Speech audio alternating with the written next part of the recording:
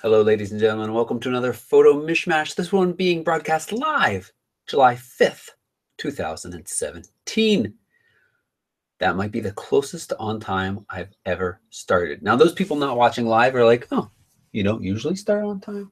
Well, usually this or that happens. Last week, it was a bunch of fooling around with the chat, which seemed broken, or it was broken last week. But now things seem to be all running smoothly, except for my chin cut off. And not only that, look what I just learned I can do.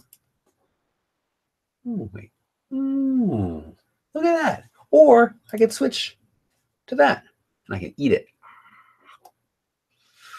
I hope everybody's having a wonderful July 5th. Hope you had a wonderful 4th of July. As I said last week, even if you don't celebrate the 4th of July, I still hope and wish that your day was wonderful. Here in America, of course, it is a fantastic time to test your fireworks photography skills. And I've seen some great fireworks pictures. Nice job, everybody. I wasn't quite up for braving the big crowds and go across the sound to into Seattle proper, where the big show is. Plus with Fiona here and not feeling so well, I didn't want to go too far from her. So she stayed home with Chris. Henry and I ventured out to this little park that lets you view out across the water to near where the fireworks were going off. And I wish that I had moved a little further to the right to kind of bring the Space Needle in a little bit closer. The distance between this, if you look at my Facebook public, even if you don't follow me, you can see it, or Instagram.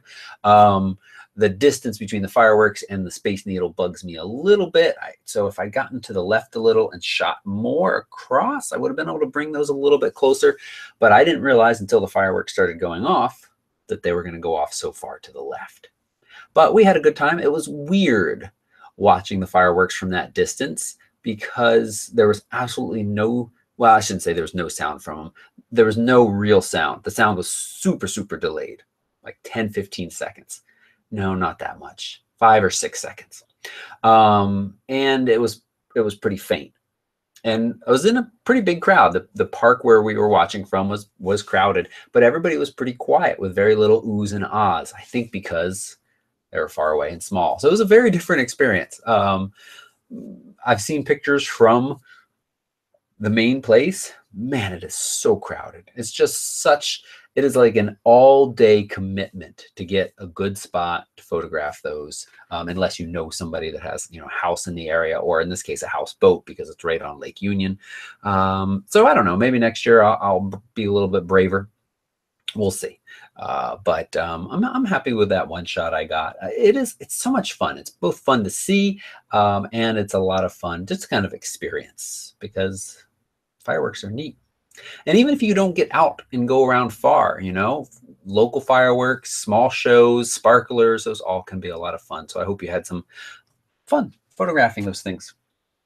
Caroline, you've got to wait until New Year's for fireworks. I think that's our next big fireworks show around here. Although somebody said July 19th, I won't be here, but July 19th, there's going to be a show for the White Center anniversary. I have no idea what that is. Maybe Maud can tell us in the chat room.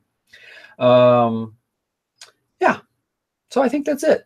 Let's start with the actual show. That was the chit chat. We'll have more of it. But this is that weekly show where I stand here, wiggle the camera, and talk to you all about the week's in news. The week's photo news is what I meant to say. What else? Discussion topics, critiquing a few of your photos. Roy and I share our Instagram highlights, those that we feel like were standouts in this week's theme of PRT_freedom, which my 10-year-old, he asks me from time to time. He says, Dad, what's the topic this week? What's the challenge? And I told him, and he was like, how do you take a picture of freedom? I said, well, it's open to interpretation. So I've picked one in his honor. We'll get to that in just a few moments. Let's start first, though, with a week in review. Not a whole lot going on. It's been a little quiet around here, but got some more content coming soon. I'm getting ready to head off to Iceland again with McKay Photography Academy. I leave on Saturday. So in 3 days, right? Thursday, Friday, Saturday. I leave Saturday afternoon. Pretty cool. I got a direct flight directly from here in Seattle to Iceland. We're going to kind of fly up over Greenland. So it's only about a 7-hour flight, which really isn't bad at all. We're working on updating the site. We had a few CSS errors, and I updated the theme, and then as a result of that, kind of broke things. So we're taking this as some time to just kind of clean up and organize the site a little bit more. If you've got any opinions or thoughts about that, if there's a section of the site that you feel like is lacking, or you would like to see some additional content in, or we're mostly talking about design here, but you can always share content ideas anytime. Let Roy or I know. We'll be working on that over the next couple of days. We've been working on that over the last week or so. I did get out a video about the 6D Mark II. I think I put that out on Thursday, right after this show, or the day after this show, with my thoughts. Don't know if we need to rehash those or not. I think for some photographers, it's going to be a fantastic camera, kind of continuing that easy to use Canon functionality. But there's certainly some disappointment in it, that it still seems that Canon really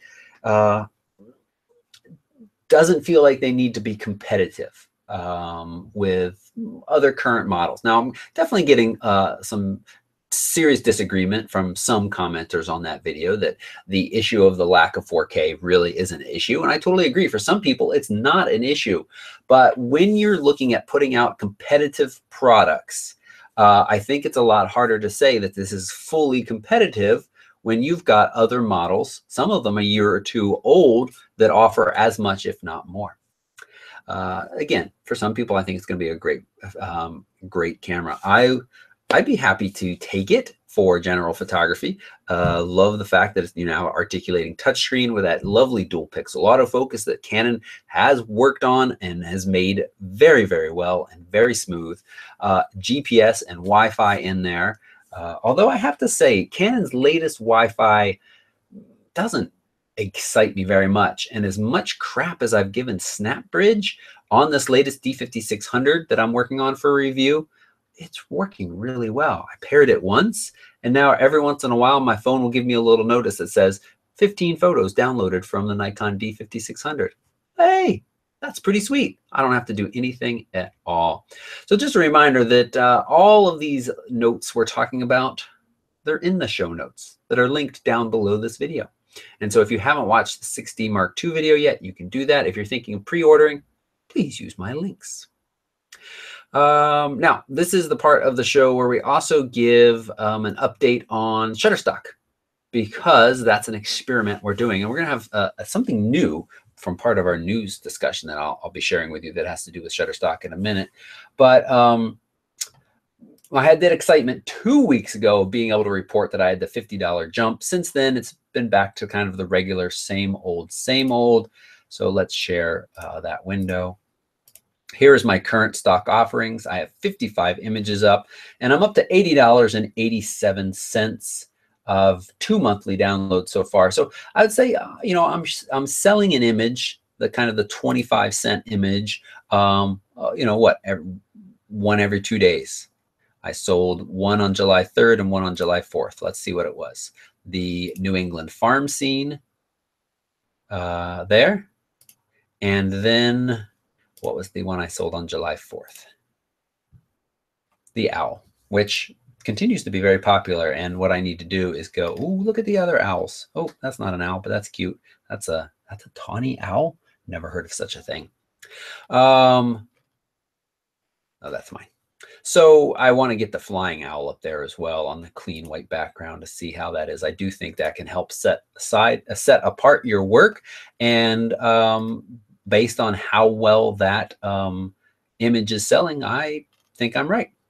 Okay, so here's my all-time total: 68 downloads, $14.75 from subscription, $15 from on-demand, and $50 from otherwise. So I'd be approaching 30 bucks. We didn't have, we can all do that math, right? I didn't have to do that for you. All right. And a reminder that Roy is working on Shutterstock as well. You can use his referral link, and Roy is currently still at 0. Only 2 weeks into it. I think that's where I was at 2 weeks is too, Roy. But I would say get some more images up here. I don't think you've gotten any new ones, did you? They're very nice. But it's good. Something else I was going to tell you. I can't remember what it was, Roy. I don't think it was about the stock photography, though. So looks good. And we will continue. If you're in the chat, anybody else? Well, Caroline, I've heard of a tawny owl, but I've never seen that. He didn't look like a tawny owl. He looked like a nightjar or something. He looked very different, but now I don't know where he was, so don't make me feel bad. He was very different looking. Actually, I don't think we have tawny owls here in the US. Let's stop here. Okay. Jamie, you've been having computer problems. So have I. You know, I got this Mac replaced, and it every once in a while does this thing where it screams. Literally, my computer makes this kind of screeching noise, and then freezes and then reboots. I Googled it briefly, maybe a RAM issue. I don't know. I don't want to deal with it really, but it's been doing it more often lately than not. So like maybe once a day on average. That's that. I don't like that at all. Christina, you're up to $3.38 on Shutterstock. Hey, not bad. How many images do you have up there? Roy, you're up to 56 at the moment. You just have to get to the content manager. Yes, you know. Okay. Yeah, tawny eagles in Africa. But now we're talking about tawny owls. Hey, it's good to see you in here. I lost my train of thought. I think that's it about Shutterstock. Also, we did put up a post for the Grand Teton National Park photo adventure. But if you haven't checked out the front page of photorec.tv, you should. I think I'm pretty happy with the design and the layout and what's shared there. But if you have any feedback about that, I would be happy to hear it. All right, let's move on to this next part of the show and talk a little bit about the news. So we've got a couple different news stories, starting with Sigma has developed a rear filter holder for the 14mm f1.8 art. I'm just not dying. I'm very interested in getting my hands on this lens because for a long time, Rokinon's cheap 14mm f2.8 has been my kind of go-to recommendation and go-to lens for night star photography. It is a fantastic focal length, and f2.8 is nice and fast for capturing the stars. Same focal length at 1.8 gives you a lot more light gathering ability. So to be able to keep the shutter speed shorter or keep that ISO lower, depending on what you're doing, that sounds fantastic. Now, they have announced the development, not selling it yet, but the development of a rear filter holder for the Sigma for Canon. A couple of things that I think are interesting about this. One, it says this will allow more freedom of expression when photographing starry skies. I really, very rarely, I have never wanted a filter when I'm photographing the night skies. Now, I know Nissy sent me, that's not it. That's not it. No. Nissy sent me their new nighttime sky filter. And remember, we talked about this a while ago too. Somebody else created a filter that was supposed to cut light pollution. And as far as I can tell, and I think this is true of the Nissy one too, really, all it really does is change the white balance. And so it makes light pollution look bluer and nicer, but it doesn't get rid of it. Remember that? And that's the only filter I could think about putting in here, and it's not that exciting. What other filters are we thinking about for nighttime? I just have not something I've spent a lot of time thinking about. So, is Vince in here? Hey, Vince. Vince is from the Glacier trip and the Animals of Montana trip along with Adi. So anyway, I just am curious that one, they've made this a priority, but the reason they have made rear filters a priority here, and this is a lens with a bulbous front element. So to have a filter for that large front, and this applies to a lot of different lenses, including something like the more popular Tamron 15-30, you've got to have a big contraption that is expensive, unwieldy, and expensive and unwieldy. So this, you could cover the sensor area with a tiny piece of glass. It would be so much more affordable. But I'm really curious what they're going to shove in there. Now, I think it's very interesting that this is going to be only available for Canon mount lenses. Sigma makes for Nikon. They make for a Sigma's own mount. Sometimes they make for A mount. They haven't made any FE mounts yet for full frame. I don't have to say full frame when I say FE, sorry, just E mount. So, but in this case, there's no plans for development in Sigma and Nikon mounts. Why? What does that tell us? Does it tell us anything? Is it because one, Nikon has a fantastic wide angle lens, the 14 to 24, is that what it is? It's kind of the gold standard in your versatile variable or zoom wide angle. But Canon does too, although Canon's is very expensive and not quite as wide. I don't know. I just thought that was an interesting point to make and for us to ponder a little bit and wonder. Okay.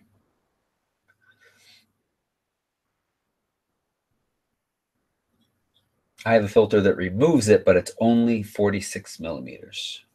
All right.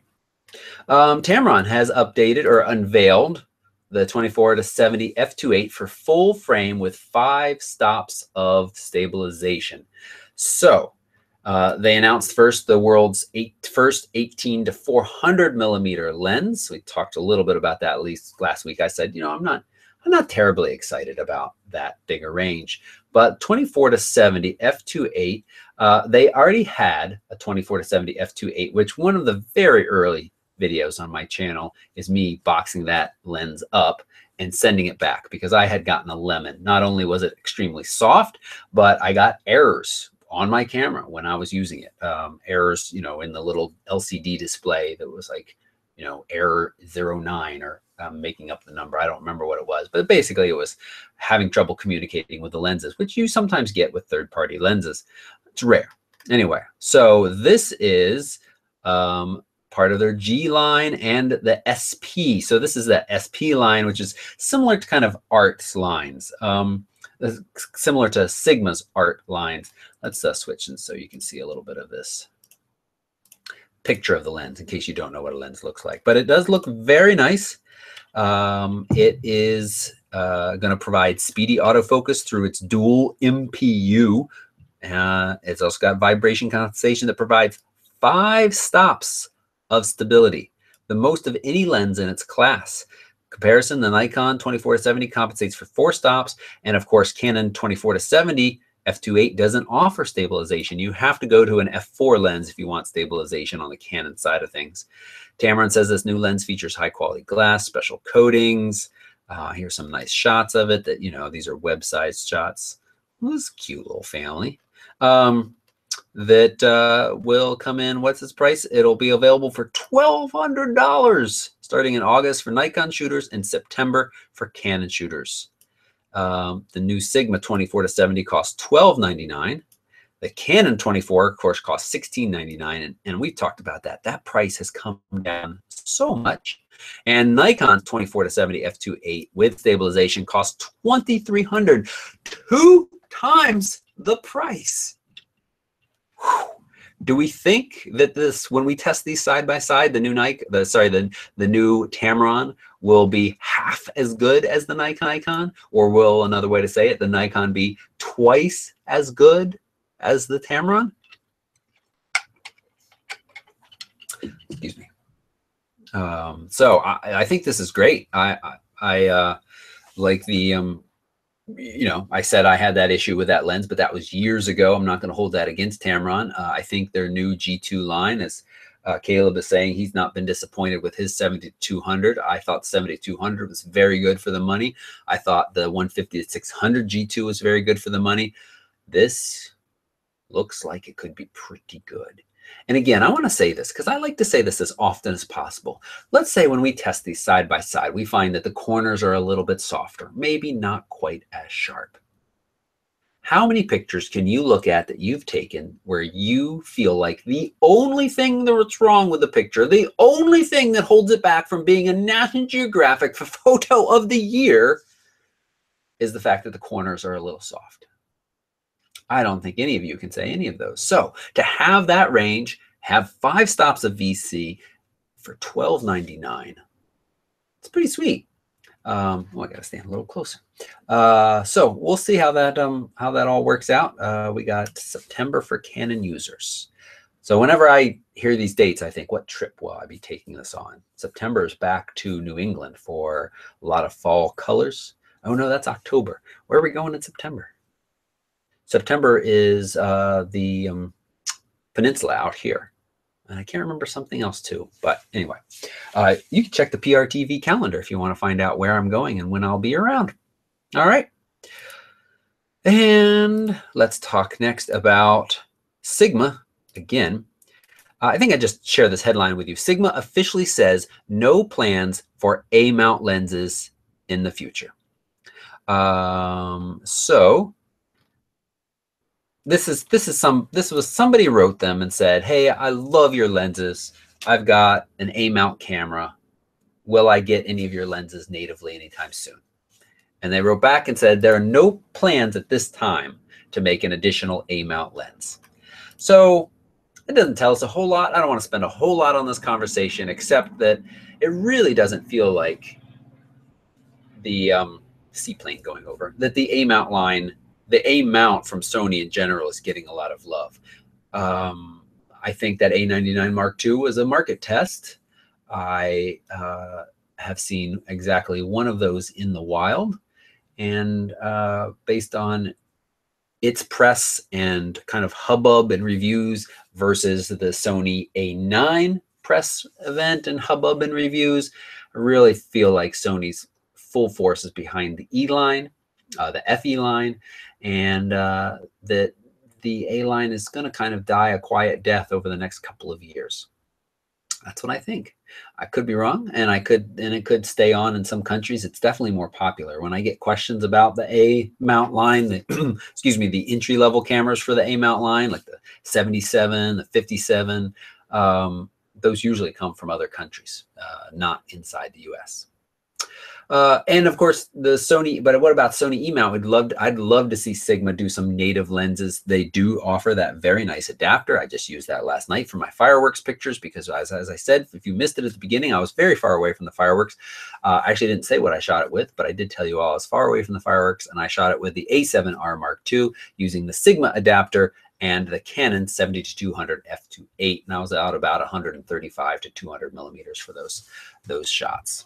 So that adapter works quite nicely, but man, it would be nice to have just native glass right on there. One less place for dust to get in is what I've talked about before. Maud says, Joshua, Maud, you've changed your name a bit there. Joshua Tree, that's in August. We're talking about September. Jamie, you got a house party on the 3rd. Band, potluck. You're inviting all of us? Okay, so Jamie lives just outside of Portland, Oregon, which, let me talk about this for a minute. We talk about the Pacific Northwest being kind of this rainy, dreary place. I'm going to sneeze. Excuse me. And that is true for a good part of the year, but holy crap, these days have been absolutely stunningly beautiful. 70 to 80, I'm going to say 0% humidity. I don't mean that, but I mean no detectable humidity. It's cool in the shade. It's warm in the sun. You get up in the morning and it's chilly. You go to bed at night and it's chilly, and in between it's warm. I mean, it is like unbelievable, lovely weather.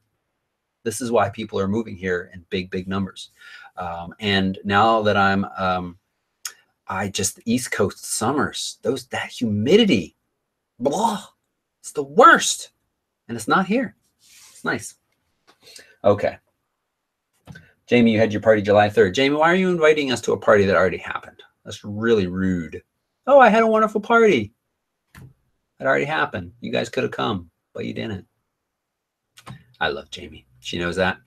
Let's move on. And okay, so as always, Roy has collected these nude articles into the ones, news articles into the ones that I've discussed, plus the ones that we haven't, including, well, Instagram's got new AI-powered content filter to tackle trolls and spams that will be working behind the scenes. Something that looks like a spammy comment will just be slurped away into the ether and disappear to everybody except the person who made the comment, so they won't ever even know. Mixed feelings about this. I certainly hope it's not too aggressive and false flagging good comments. But it's also great that they're really actively trying. I feel like I hear so many things about Twitter being the place where people are just mean to each other. And of course, our president sets that example nicely. But I think it's good that Instagram is doing things like this kind of proactively to keep their social space nice and happy and clean. That's good. But more interesting, also listed in the not discussed, is introducing Photoloo. This is an automated social media sharing and AI keywording platform. It's like later.com and where you can kind of schedule posts out.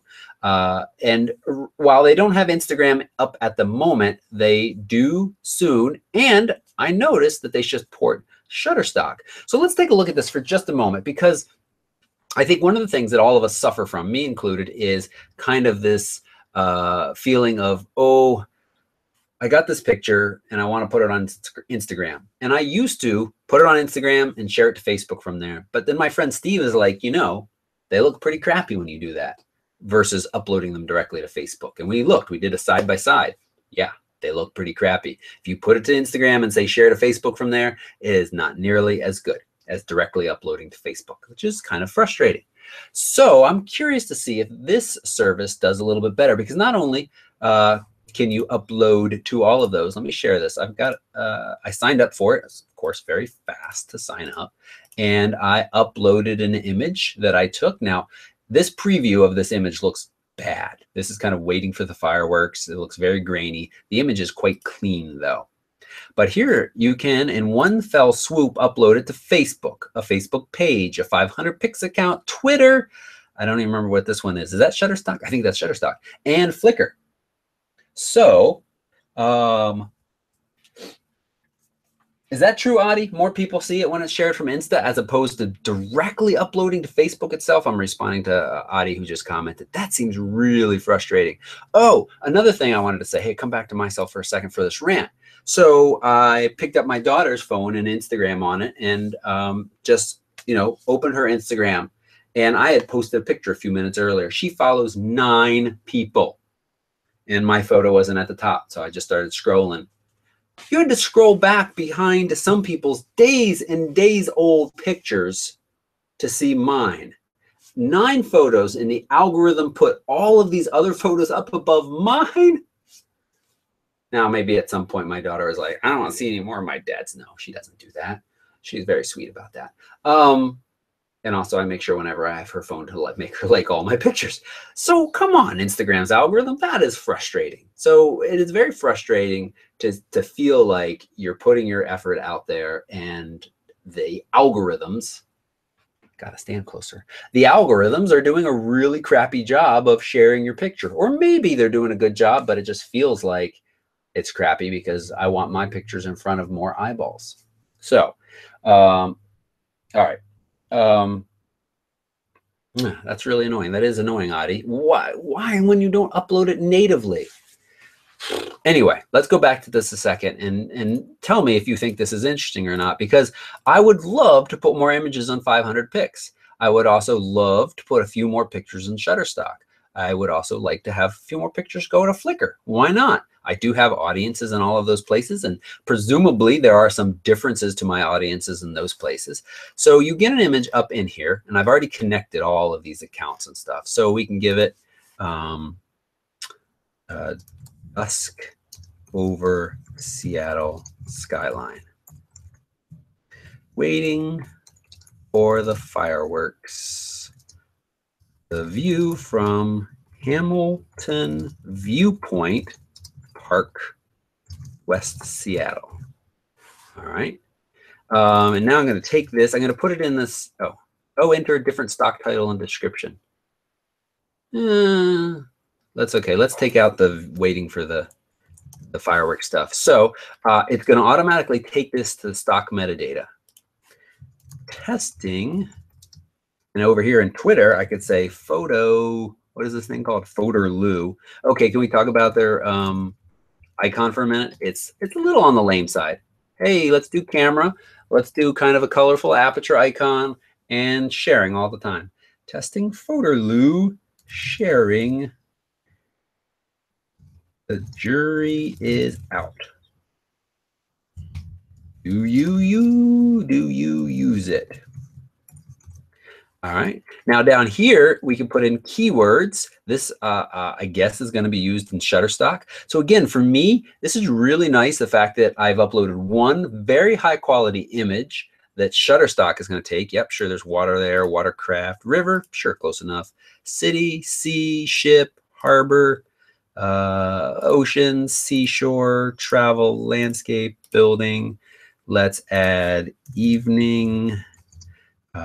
Pink, sky, do we have that already? Seafront, do we have that? Skyline. The only thing that's bad about this is if you upload natively to Shutterstock, you have that helpful keyword indicator that gives you all of kind of stuff. Twilight, so we get vampire people looking for this. What else can we say? Oh, Space Needle. Now, we got to, honestly, I think this could be rejected from Shutterstock because the Space Needle is so prominent in this image. That is an issue, but we'll see. I just kind of want to see where it ends up at all of these places. So let's do architecture, sure, pier, skyline. I think I did that, bay, boat. Yeah, there's, oh, I was clicking X. Transportation system, sure. Vehicle, sure. Okay. Category. See, this is always difficult. City and architecture, sure. All right. The view from Hamilton Point Park, West Seattle at twilight. Cascade Range in the background. You want your description to be kind of good. Now, another thing that I'm realizing about this is the kind of boring, straightforward description that I would use here to go to a Shutterstock site isn't necessarily what I want to go up to Facebook. Everybody would be like, oh, that guy's really kind of boring. He just described what's in the picture. The Cascade Range. Oh, do you see that I'm using that Grammarly plugin? So it's kind of cool. Okay, well, this all looks good. Let's click this post to all these places button and see what happens. It will take a couple of minutes to post online. Please be patient. And then it gives us this feedback here. All right, let's check back on this in a little while. But again, they don't have Instagram right now. So, but they are supposed to add Instagram at some point in the future. It is free. You have 10 free uploads a week. And I'm just curious to see what happens with Shutterstock. Not necessarily whether this gets rejected or not, but how does it look? How does it go there? How does it look at Facebook? How does it look on Twitter? And I would love for them to add Instagram, because then I like the idea of me going to one place, getting these images shared out from one place and not having to do each of them separately. So, yeah. All right.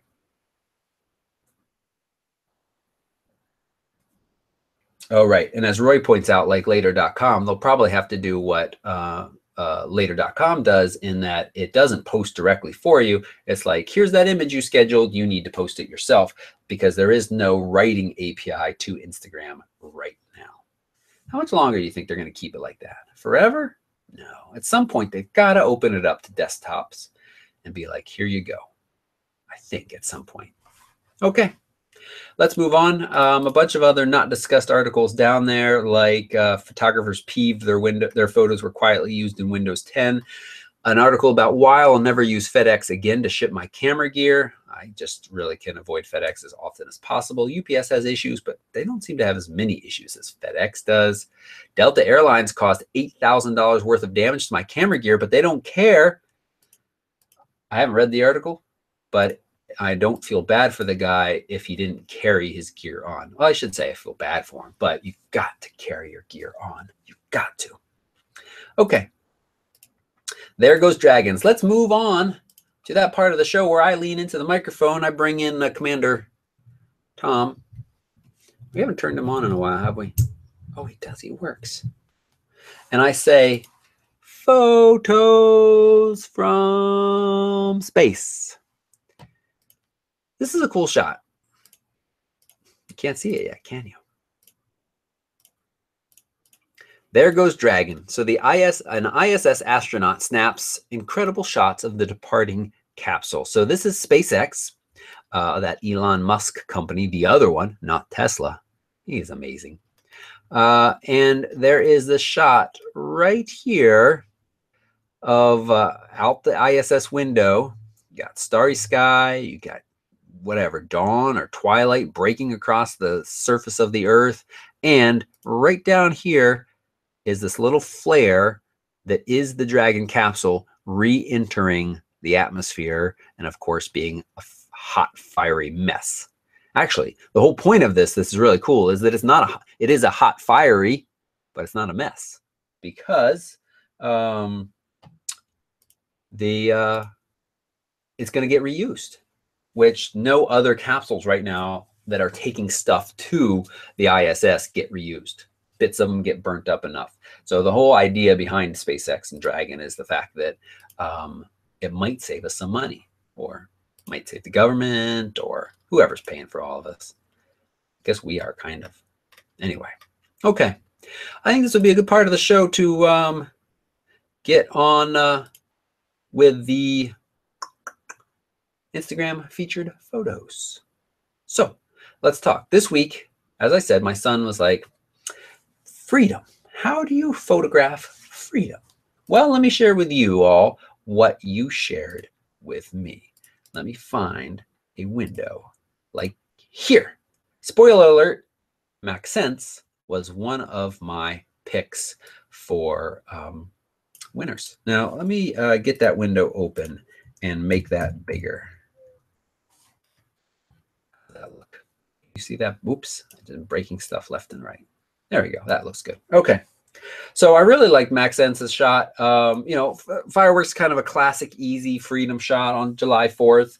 But that doesn't mean the fireworks are easy to do. I've seen a lot of fireworks pictures that were just, hey, there's some fireworks in the sky. A couple of things that I really like about this is the framing. The off-center Lincoln Memorial is this really cool anchor point in the bottom left. Fireworks are coming up from it or up near it and exploding up above it.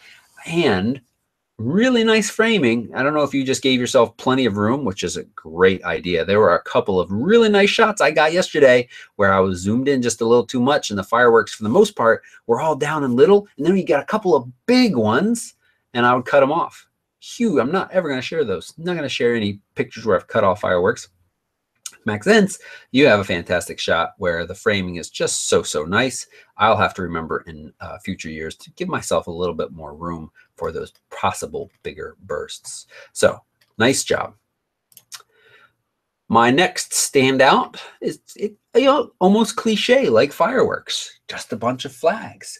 But here we are. I probably would suggest that this is in a graveyard, veterans cemetery maybe, or maybe just a display. But anyway, what I like about this is the extreme tight shot. First off, I get the backlit flags. I like the idea that you went backlit, but I also really like this tight shot where we don't even have all of the first flag. But then we just see them continuing. The best way to kind of punch your viewer in the face with an impact when you want to share lots of stuff is to make sure that they are completely filling the frame all the way. And you've done that. A really nice job here, Maxim. One little tip, I didn't actually notice it when I looked before, but now spending a little more time looking, looks like a little street light or something is poking out over there. I think that would be worth removing. But otherwise, very nice. And then this is in honor of my 10-year-old because, well, one, he loves Legos. I love Legos as well. But just, you know, you took the time, I think, to create this in a very different kind of fun look at freedom. Here we go. Little guy getting out of jail, free. I don't think he's supposed to be getting out of jail. And it's not clear to me, did somebody use a police vehicle to ram it and now he's able to escape? Or did he just use his strength to bust through and the guys coming to arrest him did a really bad job of parking? I don't know. But I like it. I think you've done a nice job. Good job, Justin. Roy's first pick of standout is Laurie W's. And, you know, anytime you're shooting fireworks over water, you got this chance for a nice reflection. So I think that that's what Roy said, and that's what I agree with. And really soft, nice fireworks. This is an example of kind of like somebody's personal, or not personal, but, you know, a small fireworks show. And it can be just as pretty as a big show as well. Roy also picked one by Just Lay. These are some type of artillery weapon, and they're all labeled with duty, honor, country, loyalty. And yeah, you know, that it again, this idea of repetition, filling the frame. I think I would have liked this one to be in focus and maybe the duty to be slightly out of focus. But very nice. And, you know, again, an element of freedom in it. And then finally you picked, and I really like this image as well. Fantastic camping scene. I think someplace in England, if I had to guess. But we've got the lit tent just up in this beautiful mountainous landscape. Such a big open landscape. Very nice. Very different feeling of freedom, being able to travel where you want, do what you want. Very nice. So that's it. Those were some fantastic images. We had a fairly small selection this week, so thanks to those who participated. I need to find this. Oh yeah, that works. And next week, much more straightforward landscapes. You can kind of think of that as in honor of the fact that I'm headed to Iceland, which is kind of, it's one of those premier landscape shot places. The landscapes there are just so fantastically different and interesting that sometimes it can be hard to take a bad picture. No, it can be hard to take a good picture too. Honestly, I was a little frustrated when I was there 2 years ago. I did not feel like I was doing a good job of capturing what I was seeing. And I walked away from there with 1 or 2 images that I'm really happy with. Beyond that, they're neat images, but they're not really, I don't feel like they're anything special. So I hope I get a few more special images this time. I'm going to be really thinking about that. Part of my excuse was it was the very first time I had shot with the Sony A7R Mark II. It was handed to me after I landed there in Iceland, so it was a bit of a learning experience with that camera. But you know, I feel like that's a bit of an excuse, and I'm excited to return and capture that some more. Can you turn in a video for review, Jamie? Also, we could try that. Yeah, you can stick that in the Dropbox sometime, and we'll look at that. You'd have to give me some heads up on what exactly we're looking for in the video, but sure. You like my blue straw and this weird cup? Helps me remember to drink water and stay hydrated. All right, so landscapes. All right, discussion.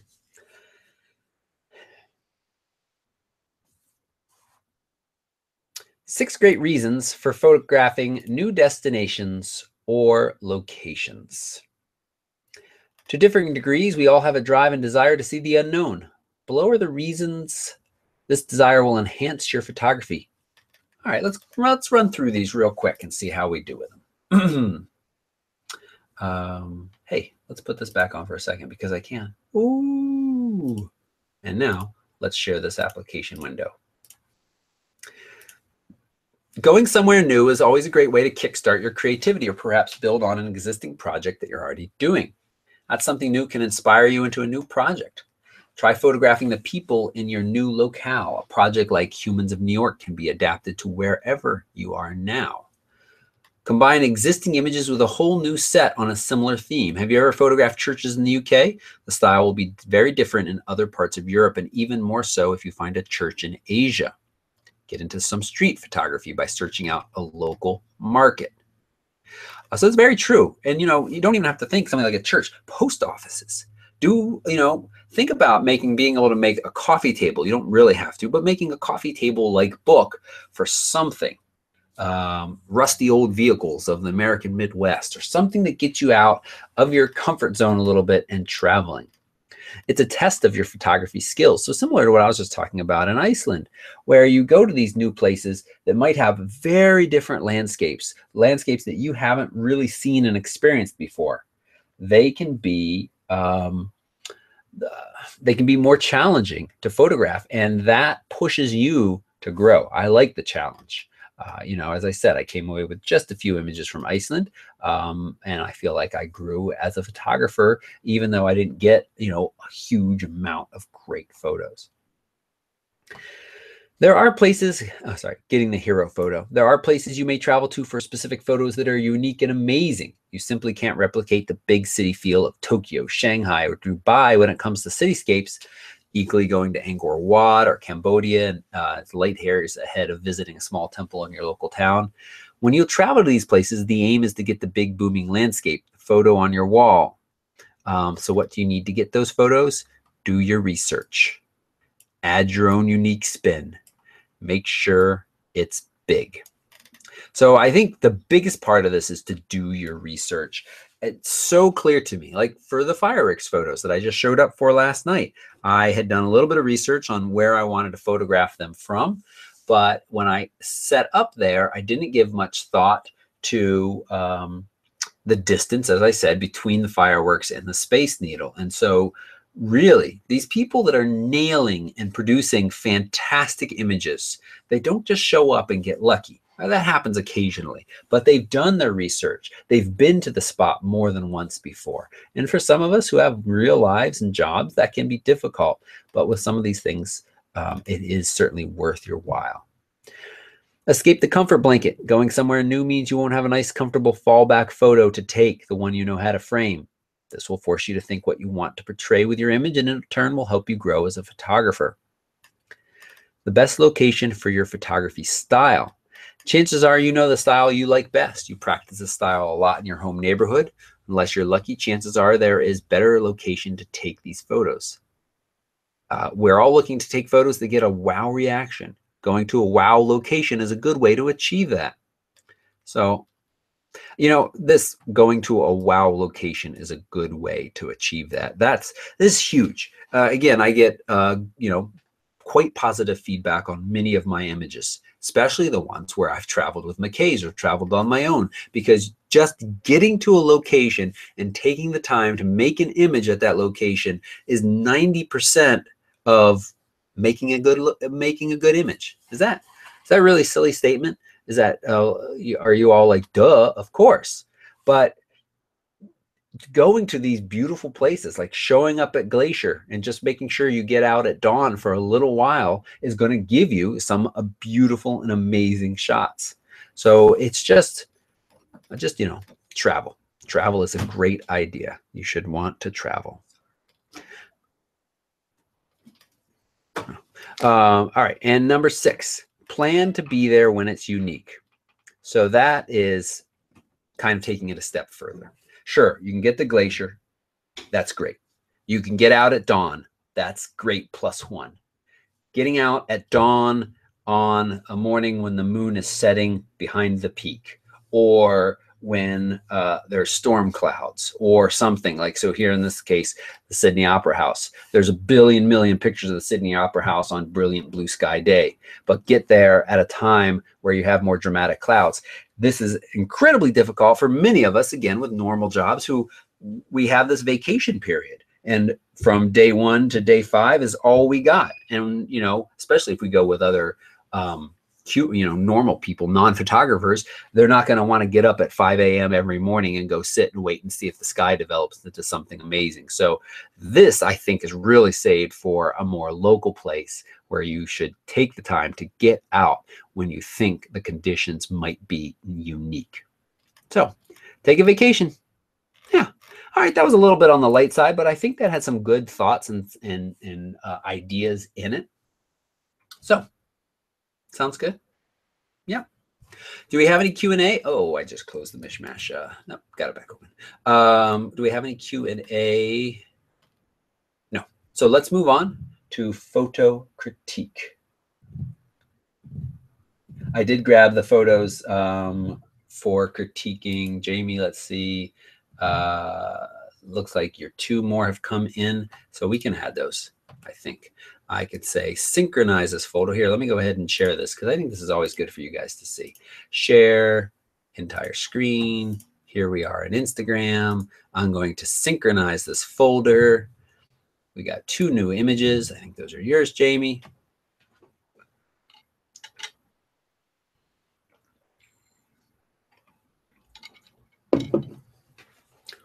Okay. And now let's go back to weekly critique, where we've got 7 images, and let's start on our first one.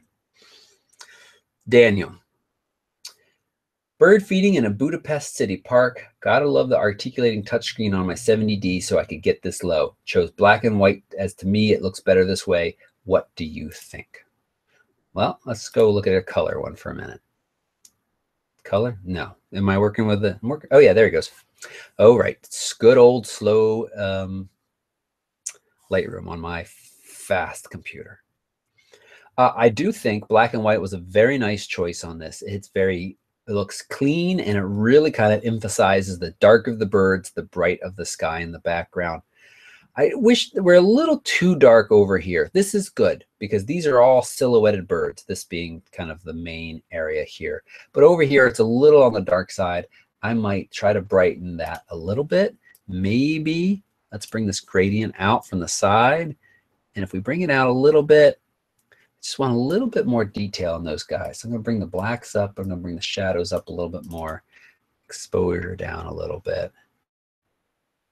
I'm overdoing it, but for quick demonstration purposes, I think that a little bit more detail in there is good. And I might take a brush and brush over here a little bit more to bring this up into kind of the realm of normal. This is great. Love it. Really like it. I might put kind of classic. Oh, you did a lot of cropping already. I might put that sun right in the corner. Let me see what I think about that.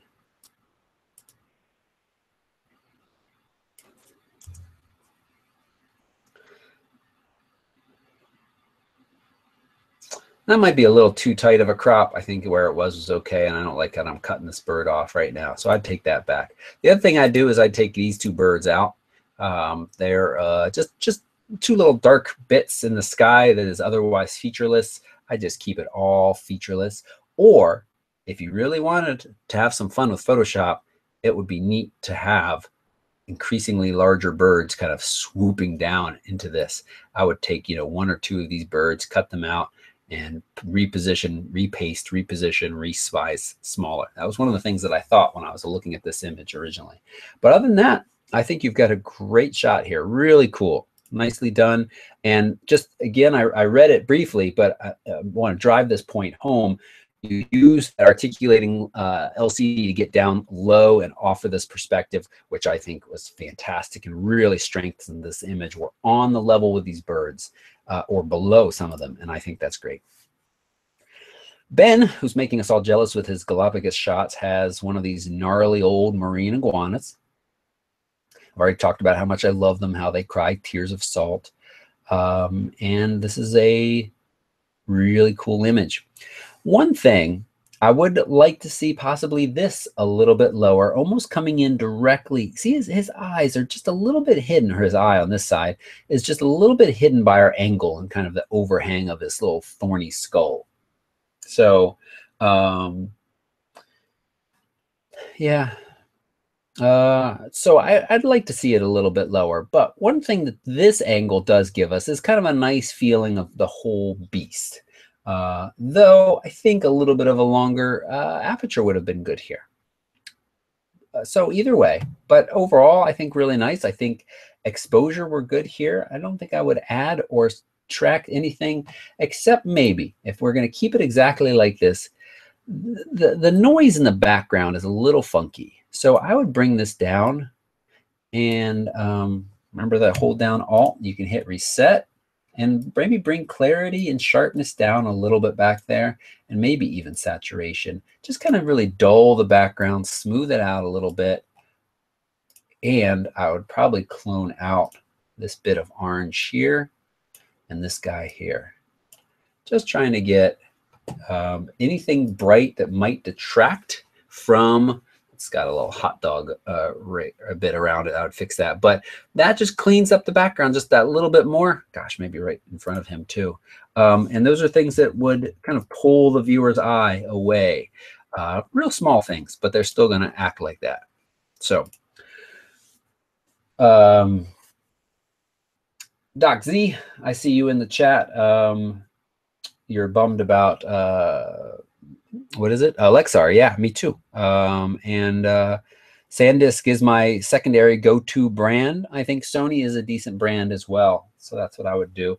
Transcend, I don't know. I've had enough issues with Transcend that I've worried about them a little bit. They certainly are, value-wise, seem great, but I have struggled to recommend them. Okay, back to this is another Ben Mooney picture, blue-footed booby. Look at those feet. I wonder why they call him blue-footed booby. Great job. All right, you've already cropped in here. I might just a tiny bit more. Oops, I wanted to go this way. Kind of bring him back towards the edge. Give him a little bit more room in front to work with, just a little bit.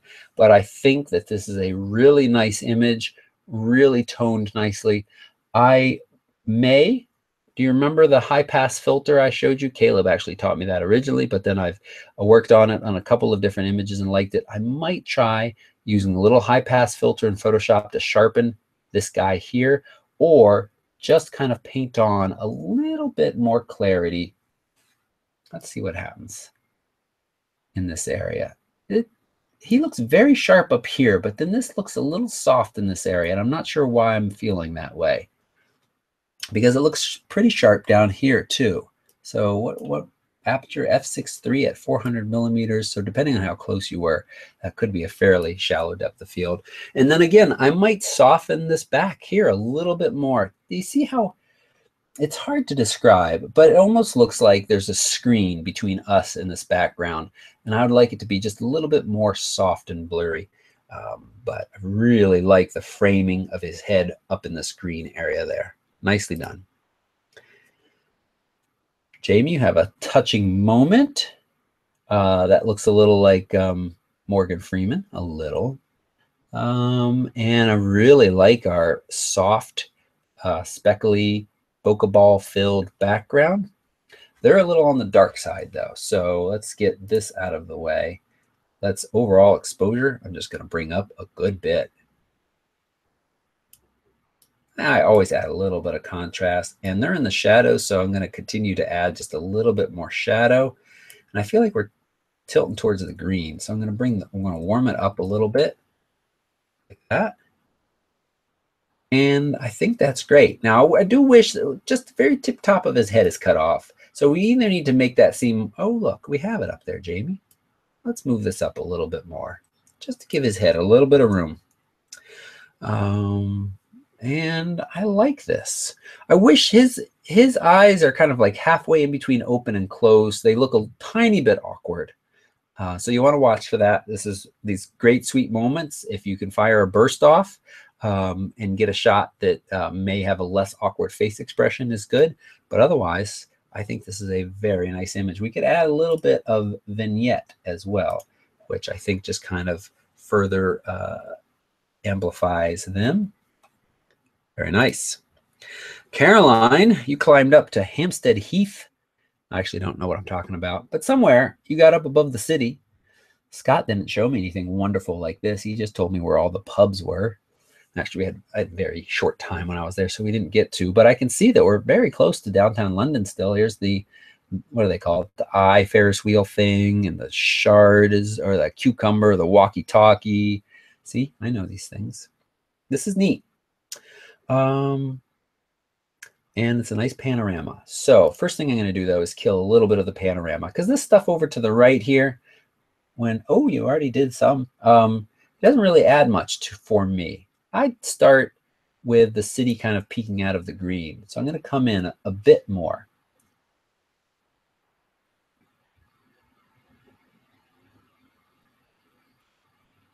Slowly, slowly. This is frustrating. I really need to figure out why it's so bad. So I think around here somewhere, I'm going to come down just a little bit more, because I really like this balance of the green. There's a lot of sky up there, and we get the idea, but we want a little bit more sky at the bottom. So that looks pretty good. As soon as it comes back to life, eventually.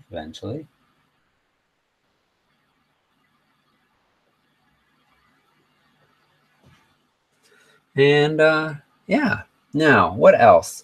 Some of the buildings look a little dark in here. What do we do? Nothing with dehaze here?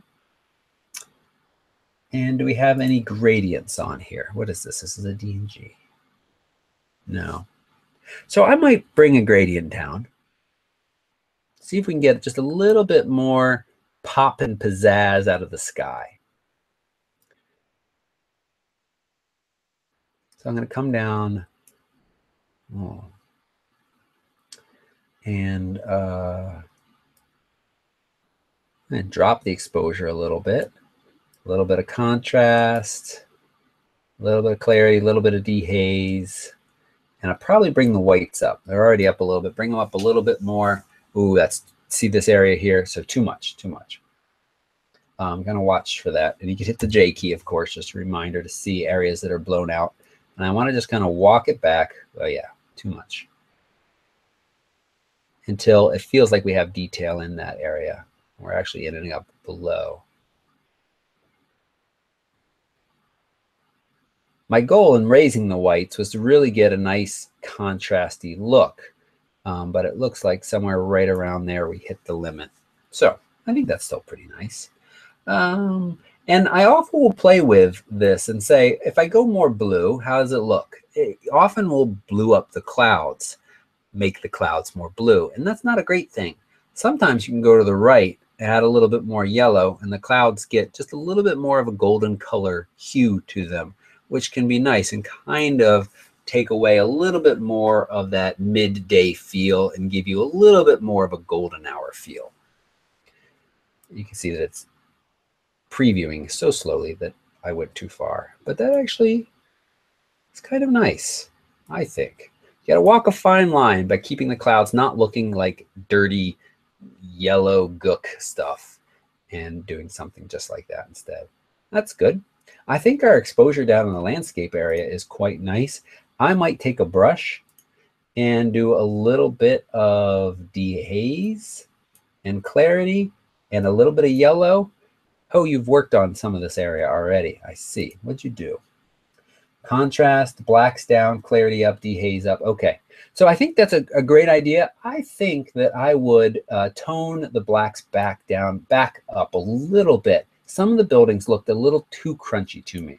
And I also might make them just a little bit more yellow to kind of match that sky tone up there. But overall, I think this is a neat shot.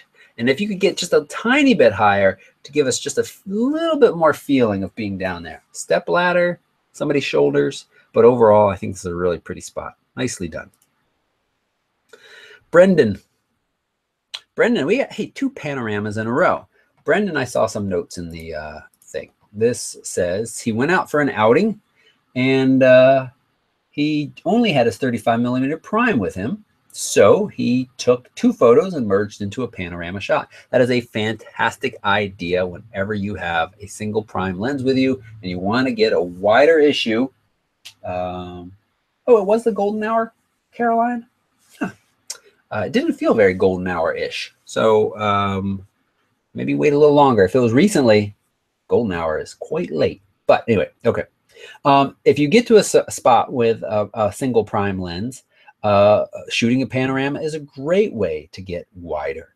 Now, I'm not sure, but I suspect that this was shot horizontally, 2 horizontals. And I think 3 verticals may have given you an even better aspect ratio. So that's one thing to think about when you're shooting panoramas. I've talked about that before. Now, one of the things that, a couple of critiques of this is, one, just a little bit sticking out there.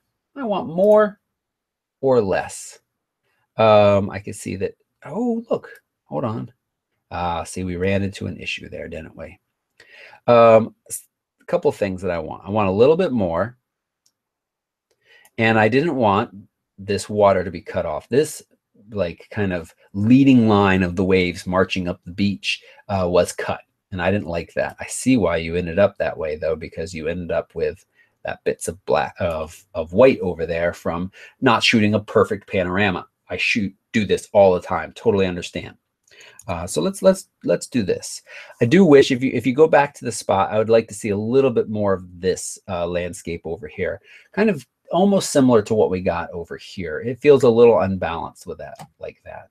I think we can come in from this side a little bit Do you see, this brighter rock jutting in here? I think we don't need that. Come in right there. And you say, okay, but part of, any beachgoer walking along here is going to fall off the world into this general white area. Well, hey, let's really try to make my computer melt down. Let's go edit this in Photoshop real quick.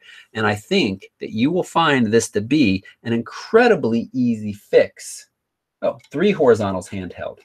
Okay, so I would suggest 4 handheld vertical shots. Just gives you just that much more room to work with. So here we are. Photoshop saw the whole thing for a second there. It's kind of interesting. I don't know exactly why. I'm going to get my lasso tool, lasso this area. Who knows what I'm going to do here? I'm going to go to Edit and Fill, Content Aware, and hit OK. Let's see how it does. Hey, I think you would be hard pressed to know that anything bad, or not bad, unseemly, anything Photoshoppy had happened down there. Maybe I'm noticing this line here. So what I would do then is I had actually spent a little time in Photoshop kind of evening out this line, making it seem a little more natural. I should say unevening it out, kind of pushing and prodding with a clone stamp to just kind of give you a little bit more sense. But hey, why did we lose the left-hand side? Oh, well. This is actually not too bad with that left-hand side. It feels a little unbalanced.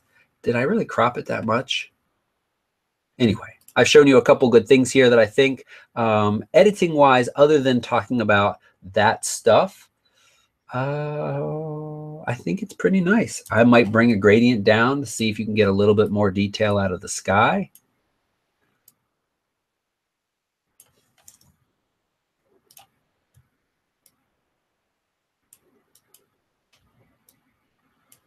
And again, I might try to, I'm seeing this more and more on photographers that I respect. Notice that they're changing the time of day. They're really making changes to images with your kind of temperature and color balance. I don't like this color and stuff that's happening right here. But, if an image will take it and become more moody looking, more pink or yellow or something, go ahead and give it to it. Also looks like you might have, what aperture is this at? f5.6. I'm noticing that there. I don't think these are marks on my monitor, and that there, which looked to me just a tiny bit like possible dust spots or dirt spots, either on your lens or your sensor. So Brendan, you might want to watch out for that. And I might just warm up this whole image a little bit. Because I feel like the rocks and stuff have a blue tone to them. Too much. But just back it a little bit. Nice. Okay. And now, Jamie, we got a video not supported and developed, so we got to go here to library. Actually, I really don't want to watch a video in Lightroom because it just does a terrible, terrible job. So I'm going to say Show in Finder. Here it is. I'm going to hit the space bar, and I'm critiquing this video of some people dancing. Hey, that dude is playing the accordion. That guy's got a washboard. Okay. So being the first time I've ever critiqued video before, first thing I noticed about this is it feels very soft around the edges. We got some focus in here, but out around here, I'm not sure what was going on. So Jamie, you still watching? Yeah, in the video, only the people in the focus are in the center of focus. Yeah. So don't know what's going on there. That does not seem like an aperture issue. That seems like a lens setup issue. And it's kind of funny, at the beginning of the episode, I was talking about, hey, can you people ever talk about a picture that's been ruined because the corners were soft? Well, something's going on here that really makes this video less desirable because it's so out of focus around the corner. Now, if this was a wedding or something and this couple right here was the center of focus, hey, that could be kind of an artsy, interesting look. Everybody else soft and muted, and here's this couple right here in the center focused. But if it's just general, not so good.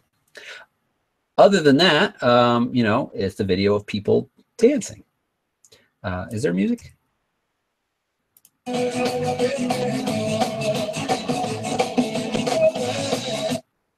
Now, it does seem at certain points that maybe they're a little bit more in focus. Is there 95% of the videos that I shoot for this channel, for the travel videos, I get focused before I start filming, and then I turn autofocus off so that the camera is not trying to refocus. So it looks like it might be doing that at some points because the edges seem more in focus and then the center seems a little bit out of focus, which is kind of an aperture thing and then kind of something else going on. So I'm not sure about that. We could talk a little bit more, Jamie, to try to figure this out. The chat window just went away. What I wonder what gear you shot this with. So put that into the group and let me know. The other thing is 99% of the time, let's go back to where I am with you all. Let's see, here we are. No, stop. For video, it's funny. I really shoot auto white balance 99% of the time when I'm photographying, taking photos. But when I'm doing video, I'm much more careful to be selective about what white balance I'm setting because we have very little control after the fact. If you shoot raw and you got a photo, you can change it to whatever white balance you want with no ill consequences. Video, you got to think of them as like a JPEG, and you can do very little adjustments to white balance and most other settings to a video after the fact with their normal gear. There are some exceptions to this if you're shooting S-Log or the kind of flat profiles, but in general, you have very little control over editing that video, the look of it. So you want it to look as good as possible coming straight out of camera. So another thing I noticed about that video is it's certainly tending to be a little bit more on the blue side. So I'd take the time to, evaluate the scene beforehand to make sure it looks good, white balance wise, exposure wise, where your focus is, and then make sure you've locked all of those settings in. Because another thing that can happen, I don't think it happened in this case, but with auto white balance is shooting a video, the camera can suddenly decide to change the white balance halfway through a video. I've seen it happen. And all of a sudden you go from a very cool video to a very warm video right in the middle. And that can actually completely and totally ruin your footage. So you want to watch out for things like that. So, all right. Hey, I think that brings us to the end of another wonderful, I hope you thought it was wonderful, photo mishmash. Again, we'll be taking a little break from these live shows because I head to Iceland on Saturday. I will be back with you on July 26th. If I get a chance to come back and be with you all sooner than that, maybe a Facebook live chat, I'll certainly try to do that. I love to have these chats with you all, and I hope you enjoy them as much as I do. I appreciate your support. I hope you have a wonderful Wednesday evening, Thursday morning, and all of those other days until we talk again. Thanks so much for watching. Goodbye.